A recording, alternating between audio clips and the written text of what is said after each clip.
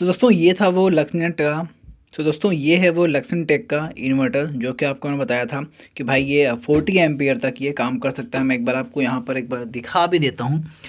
तो जब आप लेंगे तो इसमें यहाँ पर एक स्टिकर मिल जाएगा। 40 से 43 एम्पियर मैक्सिमम ये करंट बैटरी पर दे सकता है। 12 वोल्ट पर ये 100 वोल्ट का वीओसी ले लेगा सोलर पैनल से, और 24 वोल्ट पर 140 वोल्ट की डीसी ले सकता है सोलर पैनल से। बाकी आप सारी चीज़ें देख लो। देखो एफिशिएंसी यहाँ पर लिखी है 98 टू 99। हो सकता है होता होगा, क्योंकि अभी ठंडी का टाइम चल रहा है, ये दिसंबर चल रहा है, 3 तारीख आ जाए तो इसमें कोई ख़ास मुझे एफिशिएंसी अभी तक लगी नहीं। क्योंकि सोलर पैनल जो होते हैं वो ठंडियों में अपनी एफिशिएंसी करीब 50% 45% तक घटा देते हैं। क्यों? क्योंकि रेडिएशन ही नहीं आ रहा होता पृथ्वी पर, इस वजह से। फिर समझ सकते हो पृथ्वी कहाँ तक जा रही है। तो यहाँ पर देखो अगर, तो सिंपल सा सारी चीज़ें जो है वो लिखी हुई हैं। ये दोनों कनेक्शन जो है वो हमारे बैटरी के लिए है, ये दोनों कनेक्शन जो है वो हमारे सोलर पैनल के लिए यहाँ पर बना भी हुआ है, बैटरी और सोलर पैनल। बाकी ये इन्वर्टर का जो फेज़ कनेक्शन होता है उसको कनेक्ट कर देना, जिससे इन्वर्टर में एसी इनपुट होता है, तो बस उसे ऑन ऑफ करने के लिए है। और ये डिसाइड भी कर लेता है कि कब मुझे इन्वर्टर को कट कर देना है, चार्जिंग ना हो ग्रिड से। तो ये खुद से भी कर सकता है और आप यहाँ से भी कर सकते हो। नॉर्मल सी चीज़ है, बहुत बड़ी बात नहीं है। बाकी यहाँ पर आपको जो है कुछ ऐसा डिस्प्ले मिल जाएगा देखने के लिए, जिसमें आप थोड़ी बहुत सेटिंग यहाँ से कर सकते हो तीन तीन बटन से। बाकी ये दोनों एलईडीज़ हैं, जो कि बाईपास का एक एलईडी है, जब ये ऑन रहेगा तो बाईपास एलईडी ब्लिंक हो जाएगी। और बाकी सोलर जब भी आपका विजिबल रहेगा धूप, तो ये ब्लिंक होता रहेगा कि हाँ चार्जिंग हो रही है। बाकी अगर इधर से देखा जाए तो कुछ खास नहीं रहेगा। आपको एक फ़ैन मिल जाता है, जो कि मैंने ऑब्ज़र्व किया कि भाई ये करीब 15 16 18 एम्पियर तक जो है ये ऑन नहीं होता है। जबकि ये इस सरफेस पर यहाँ पर गर्म भी होता रहेगा, फिर भी ये चीज़ यहाँ पर जो है इसकी फ़ैन ऑन नहीं होती है। अब क्यों नहीं होता है? क्योंकि इसका सेटिंग कुछ ऐसा किया गया है जो हीटिंग पर ना होकर के एम्पियर पर है, कि 20 एम्पियर पर जैसे ही जाता है तुरंत ही इसका फ़ैन ऑन हो जाता है। तो पता नहीं, मुझे ऐसा लगा, बाकी अब कंपनी कुछ भी कह सकती है। बाकी मैंने आपसे कहा था कि मैं इसे खोल करके दिखाऊंगा, तो मैंने इससे सारे स्क्रूज़ खोल लिए हैं। अब मैं आपको इसे खोल करके दिखा देता हूँ कि आखिर ये अंदर से कैसे बना है। इनका जो ऑफिशियल यूट्यूब चैनल है वहाँ पर इन्होंने बताया हुआ है कि ये डबल साइडेड पीसीबी यूज़ करते हैं, सेम मॉडल। लेकिन ये जो है ये नॉर्मल दिल्ली का बना हुआ नॉर्मल सी पीसीबी है, जो दिल्ली में, वैसे तो दिल्ली में नहीं बनाए होंगे, इन्होंने बनाया तो खुद ही होगा। लेकिन ये वो डबल साइडेड पीसीबी नहीं है, क्योंकि उस वीडियो में उन्होंने बताया था कि डबल साइडेड पीसीबी जो होती है वो ऊपर से लेकर नीचे तक अच्छे से जकड़ के रखती है किसी भी कंपोनेंट को। लेकिन इसमें ऐसा नहीं है। अगर मैंने इस कैपेसिटर को थोड़ा बहुत भी हिला दिया ना, अंदर से थोड़ा दबा दिया, तो इसकी जो ट्रैक्स होते हैं, जो ये आप ट्रैक्स देख रहे हो, ये सारे ट्रैक्स इसके टूट जाएंगे नीचे की ओर से।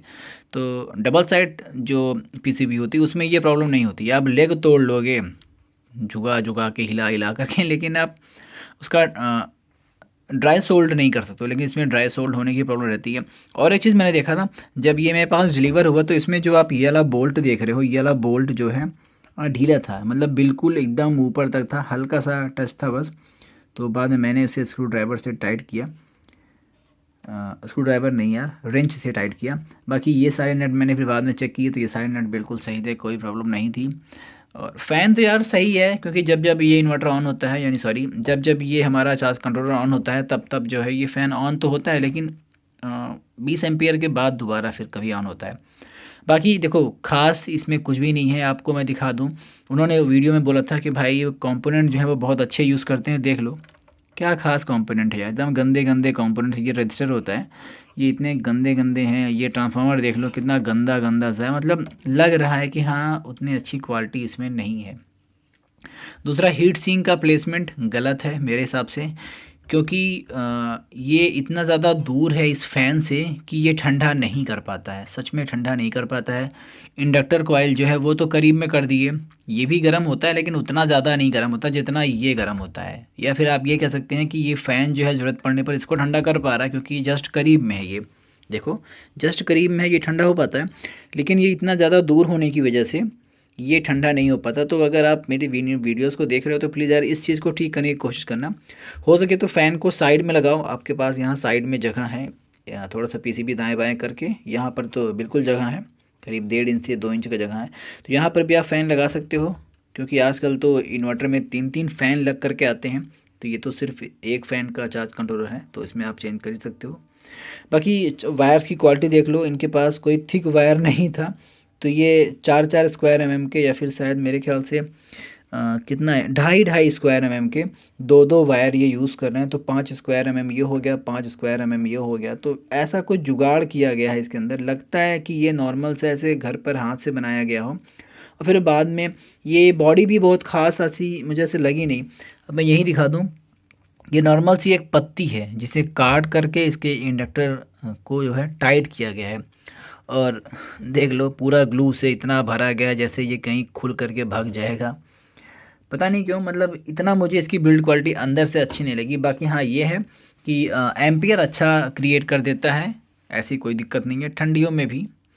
अब गर्मियों में शायद ये जब सोलर पर रोशनी अच्छी पड़ेगी पैनल पर, तो ये और अच्छा निकाल करके दे देगा। लेकिन हाँ यही है कि सिर्फ 40 एम्पियर ही थ्रो कर सकता है मैक्सिमम।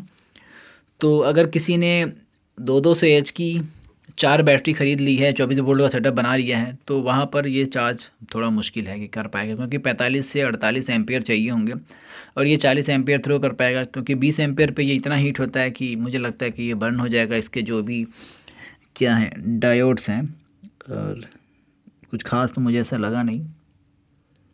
रेक्टिफायर है, IGBT है, ये सारी चीज़ें जो है वो बहुत जल्दी गर्म होता है। एक और चीज़ मैंने ये भी देखा कि इसके जो कैपेसिटर्स हैं वो भी भाई गर्म होते हैं यार। तो इतना इन डेप्थ जाने की मुझे ज़रूरत नहीं है, क्योंकि आप इस चीज़ को इस वीडियो में देख करके कभी समझ में नहीं आएगा आपको कि क्या गर्म हो रहा है, क्या ठंडा रहता है। लेकिन हाँ ये गर्म है। एक और चीज़ मैं बता दूँ, ये वाला जो कैपेसिटर है ये फूट चुका है। मगर मैं दिखाना चाहूँ तो आपको मैं दिखा दूँ हल्का सा, ये देखो ये फूला हुआ है, ये पॉप हो चुका है। इसमें से हल्का सा ऑयल मेरे हाथ पे एक बार आ चुका है। वैसे उतना ऑयल तो इसमें होता नहीं है, तो एक बार तो इसमें से आ चुका है ये वाला। अब पता नहीं क्यों पॉप हुआ, आवाज़ भी आई थी, पट्टा से धुआं भी निकला था। उसके बाद इस पर कोई असर नहीं आया, ये अभी भी काम कर रहा है। बस ये पॉप हुआ था, आवाज़ फटने की आवाज़ आई थी। बाकी ये दोनों गर्म होते हैं तो कोई दिक्कत नहीं है। बाकी डिस्प्ले ठीक है, जितनी सेटिंग की ज़रूरत है बस उतनी सेटिंग इसके अंदर मिल जाती है, कोई ख़ास प्रॉब्लम नहीं है। सो ऐसा है कुछ आपका लेक्सन टेक का जो चार्ज कंट्रोलर है। कोई ख़ास बहुत बड़ी कंपनी नहीं है, लेकिन हाँ प्रोडक्ट इनका अच्छा है। मुझे लगा था कि ये डबल साइडेड पीसीबी होंगी तो अच्छी होंगी, लेकिन नहीं, डबल साइडेड पीसीबी नहीं है कोई ख़ास। और ये भी देख लो, ये कनेक्टर भी बहुत ख़ास नहीं है, ये 30-40 रुपए वाले कनेक्टर हैं। तो इन सब से प्रॉब्लम नहीं है, ये सब नॉर्मल है, ये सब कॉस्मेटिक मैं कहूँगा। जो मेन चीज़ है वो अंदर की है, और वो बस काम करती है, मगर उतनी अच्छी नहीं।